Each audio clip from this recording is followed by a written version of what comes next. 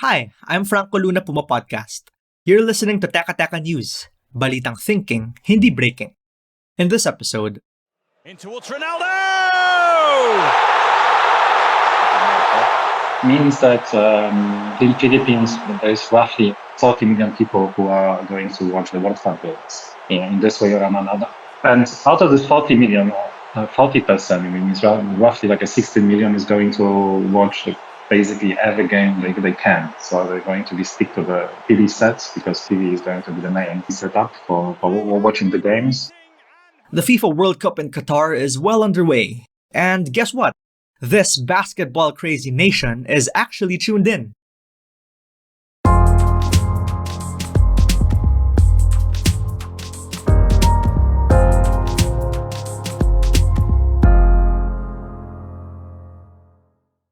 The guy who spoke earlier was Slavek Vilsky. He's the Chief Growth Officer of Data and Insights at TGM Research, and he was talking about the findings of their Global World Cup Survey 2022. And while LeBron and Kobe are still the most popular sport names in the Philippines, Slavek says there's also a growing love for football. It used to be historically that it was mostly a male thing. It was mostly guys who were supporting the local or national teams. And it's changing a bit. So nowadays, more females are interested in football generally. In the Philippines, 55% of ladies they are interested in World Cup games. TGM survey also found that about 72% of Filipinos were planning to bet on the games too, but mostly just among friends. Who are they rooting for? Well, Brazil and Spain are the two most supported teams according to TGM, but they want Brazil and Argentina to duke it out in the finals. And Filipinos see Cristiano Ronaldo as the best player in the world. Sorry, Messi. At least 41% of those surveyed said they will watch every match that they can, despite the time difference. Here's Claro Manzano, a Philippine football commentator and host of the Who the Heck Are We sports podcast. I think it continues to show that there is potential in Philippine football if you look at the World Cup, right? Let's not forget that is the World Cup, and when you look at it, the Philippines do actually take part in the World Cup qualifiers. The women's team, the Filipinas, qualified and they're joining. They're taking part next year, and they've been in the thick of preparation. So, yes, we can join that party too. But it could also just be bandwagoning, as in people getting caught up in the hype. Because in between World Cups, there are plenty of local football games to follow, which Filipinos don't. We got the Philippines Football League, we got the PFF Women's League, PFF Women's Cup, even UAAP. PFF stands for Philippine Football Federation.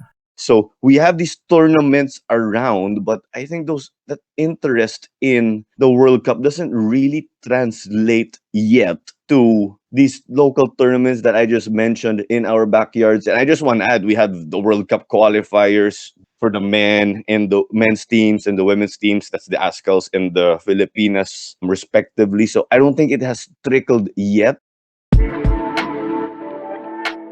We're pausing for a quick break now. When we return, let's talk more about the controversy surrounding Qatar's hosting of the World Cup.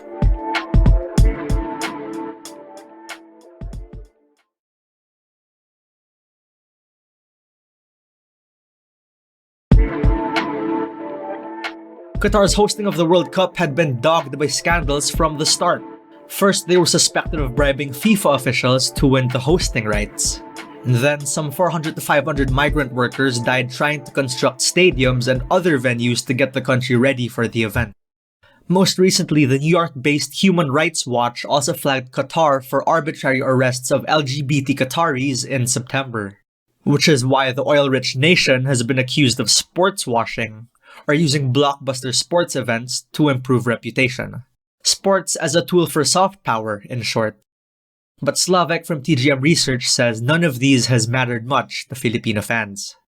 And from our survey, the main conclusion is that voices of discontent with having Qatar as a host of the World Cup Games are mostly coming from European countries, Australia and US. The rest of the world doesn't pay too much attention about this controversy, including Philippines, because in Philippines, over 60% of people are saying that hosting World Cup in Qatar was a good call. Generally speaking, in APAC, except Australia, like 2/3 of people are saying that Qatar, as a host of the World Cup Games, was a good choice. In fact, only 1% of Filipinos surveyed said Qatar was the wrong call. Football commentator Claro agrees that most fans haven't been turned off by the controversies. There is that novelty that is the best of the best. 32 teams and the stars you see worldwide, Neymar, Ronaldo, Messi, and etc. They're all there and they're not playing for their teams, their club teams. The fact that they're playing for their country, their flag, there's that extra glitz and glamour, and the whole world is in a party right now. It's just not Premier League where they're just playing in, or UEFA teams where they're just playing in their respective countries or in their respective regions. So part of it is novelty, and part of it is national pride. Throw in massive crowds and the betting that only happens once every 4 years, and you have a frenzied fan experience that only the World Cup can give you. And now, once the party dies down, how do we channel that frenzy into local football?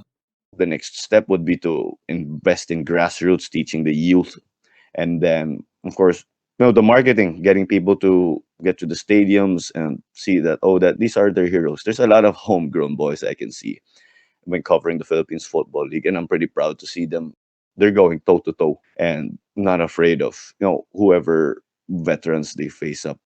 And I think another thing, of course, is to show them who are the local or homegrown stars.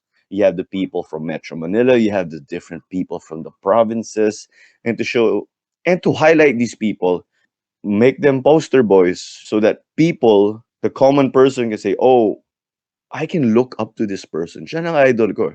You'll see them in billboards or in other material right next to PBA stars. Because, of course, we have a lot of local stars in the PBA, homegrown. So I think that's what they need. And of course, it wouldn't hurt if the sponsors flew in Ronaldo or Messi or Neymar every now and then, now would it? And that was today's episode of Teka Teka. Again, I'm Franco Luna. This episode was edited by Joe Salcedo and produced by Kat Ventura. If you like this episode, share it with a friend or two. And of course, don't forget to follow Teka Teka and Puma Podcast wherever you listen. Thanks for listening.